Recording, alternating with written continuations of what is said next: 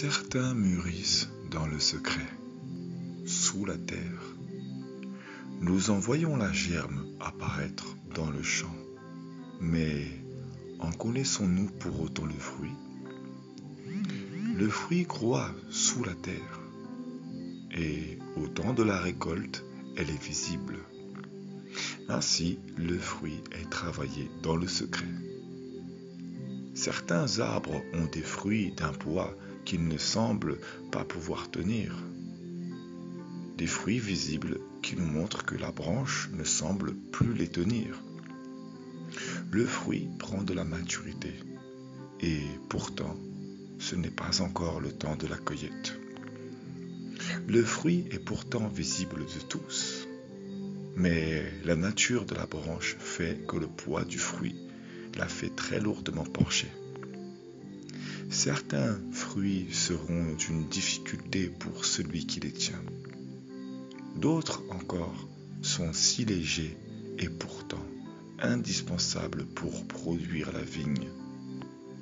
C'est en le faisant fermenter qu'ils sont utilisés pour rendre joyeux certains, ou pour nourrir, servir aux tables. L'arbre est fixe. On le coupe pour servir à l'idolâtrie, pour servir à gouverner le monde. L'arbre est enraciné. Il croît car il obéit au maître. L'homme prend son outil et le coupe pour en faire une source de mots. Les champs sont rasés pour toute une source de mots. Ce qui était une source pour les agriculteurs, pour ceux qui travaillent la terre, devient une source de mots. L'arbre fait silence et pourtant il donne son fruit. Si le fruit ne tombe pas de l'arbre, à quoi sert-il? Comme l'arbre ne garde pas son fruit, ainsi le berger ne peut pas s'accaparer les brebis. L'arbre a le don de faire croître les fruits et patiente car il a été créé comme tel. Il ne peut pas faire autrement. Ainsi, l'homme a reçu la capacité d'obéir aux saisons, de faire croître le fruit et de laisser tomber le fruit. L'arbre ne parle pas et pourtant le fruit croît, mûrit, car c'est naturel.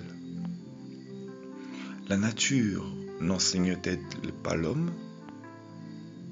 L'arbre fait peu.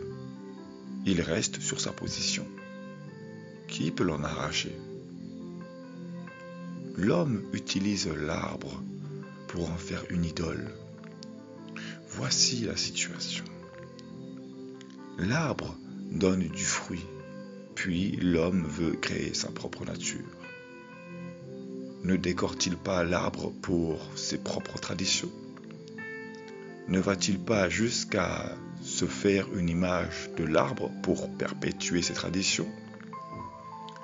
Ne va-t-il pas jusqu'à en faire une image, de manière pour perpétuer ses propres traditions?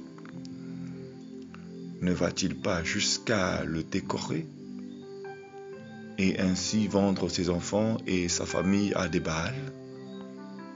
Si beau sapin, roi des forêts. Voici l'homme honore son Elohim pour ses besoins. Puis il s'agenouille devant des Baals pour perpétuer ses propres traditions. L'arbre ne parle pas, mais il accomplit la mission qui lui a été donnée. Il ne parle pas, et parce qu'il ne parle pas, il en fait une image. Parce qu'il préfère un Elohim qui ne parle pas. Ainsi, il peut pratiquer les fraudes de son cœur sans qu'on le reprenne. L'arbre ne parle pas. C'est pourquoi il est utilisé. Il produit son fruit. Il accomplit sa mission. Mais on ne veut pas de son fruit. On aime l'observer. On aime cueillir ses fruits. N'aimons-nous donc pas son jus, ses vitamines? Nous aimons ses bienfaits, mais nous ne voulons pas de son silence. Nous ne voulons pas que sa nature nous enseigne. Il en est ainsi de Yahweh. Lorsqu'il est dans le silence, il bouge à nos côtés. La nature attend sa saison. Les ordres divins lui ont été donnés.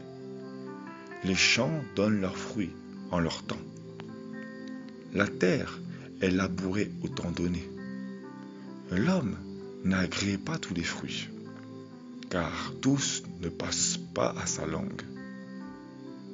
Tous ne sont pas destinés à être pour lui, mais à la base, il n'en était pas ainsi.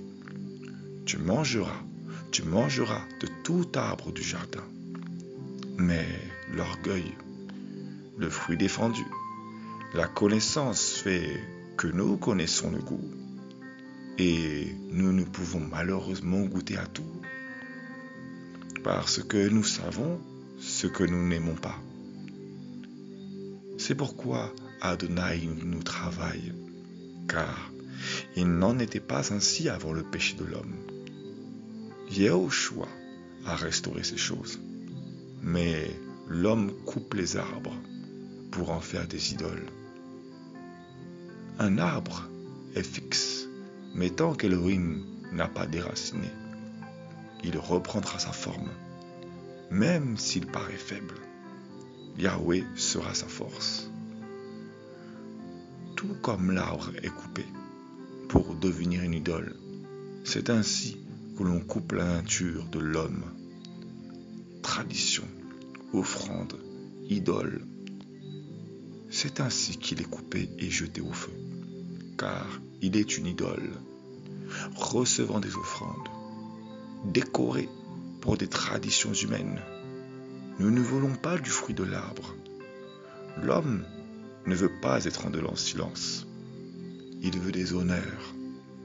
Ainsi, tout comme l'arbre est coupé et jeté au feu, c'est ainsi qu'il en est. Vastes étaient les forêts, coupées pour devenir une idole. L'idole ne sera plus de papier, car il n'y a plus de quoi faire. Ainsi, ces idoles cesseront, tout comme les arbres croissent dans le silence. Laissez la nature vous enseigner l'adoration et l'obéissance. Ainsi, comme l'argent ne sera plus, comme le fer ne sera plus, les idoles ne seront plus.